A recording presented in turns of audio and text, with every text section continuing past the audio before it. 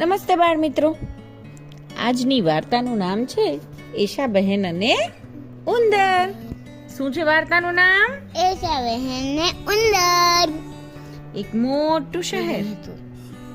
એમાં એક મોટો બંગલો. બંગલામાં અનેક ઓરડા. એક મોટા ઓરડામાં 5 વર્ષના એશાબેન રહે. એશાબહેનના દાદા દાદી ખૂબ પ્રેમાળ. દાદીમાં એશાબેન માટે ખીર બનાવે અને દાદાજી એશાબહેનને ખીર ખવડાવે. એશાબહેન હજી નિશાળે ભણવા નહોતા જતા, પણ એમના દાદાજી એમને બધું ભણાવતા. ઓટલે બેઠા હોય ને ઝાડ પર પોપટ આવે કે દાદાજી કહે, એશા જોજો પેલા ઝાડ પર કોણ છે? એટલે એશાબહેન પોપટ જેવા મીઠા અવાજે કહે, શું કે?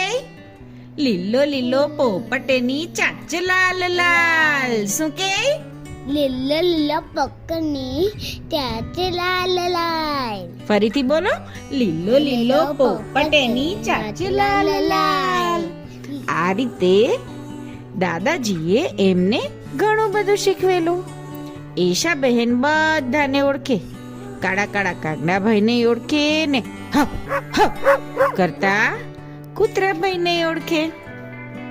પણ એશાબેનને જો કોઈ પૂછે કે એશાબેન તમને સૌથી વધુ કોણ ગમે, તો એશાબેન તુરત જ કહે, મને તો 7 પૂંછડીયો ઉંદર બહુ ગમે. એશાબેનના એક ફઈ તો આ સાંભળીને ખડખડ હસી પડે. એશા એશા એશા ગાંડી, ઉંદર તે કઈ 7 પૂંછડી હોય? 7 સૂંઢળો હાથી છે ઐરાવતેનું નામ, પણ કોઈ દિવસ 7 પૂંછડી વાળો ઉંદર તો જોયો નથી.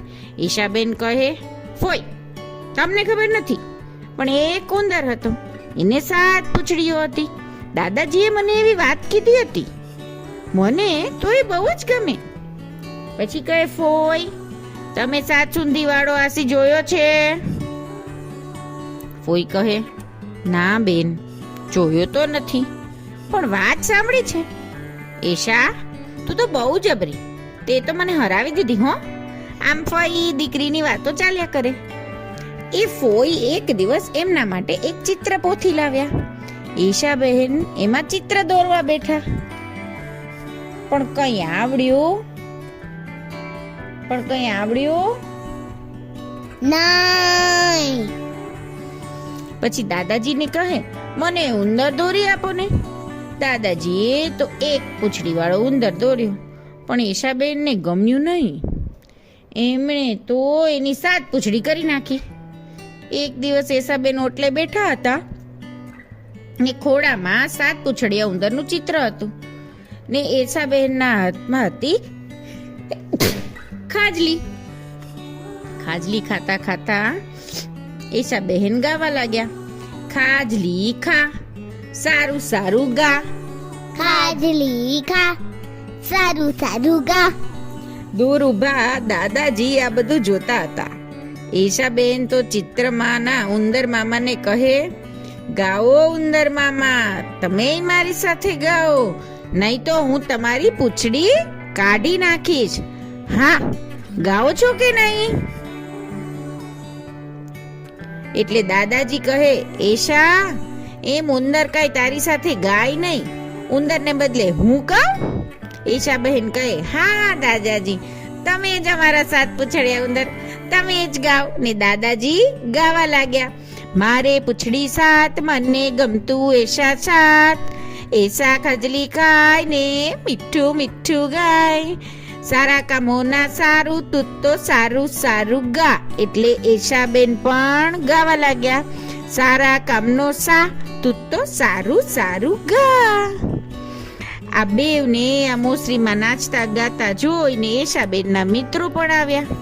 દાદાજી ગાવા લાગ્યા, અઠવાડિયાના 7 દિવસ, મેઘધનુષના રંગો 7, સુરવડીના સંગીત 7, ઐરાવતની સૂંઢો 7, સૂરજના ઘોડાઓ 7, સપ્તર્ષિના તારા 7, મને ગમે તારી સંગાત, મને કેવી પૂંછડીઓ 7. એમ કહી દાદાજીએ પાછળ જોયું તો ખરેખર એમને 7 પૂંછડીઓ હતી. એમના જબ્બાને છેડે એશાના 7 મિત્રો વળગેલા હતા.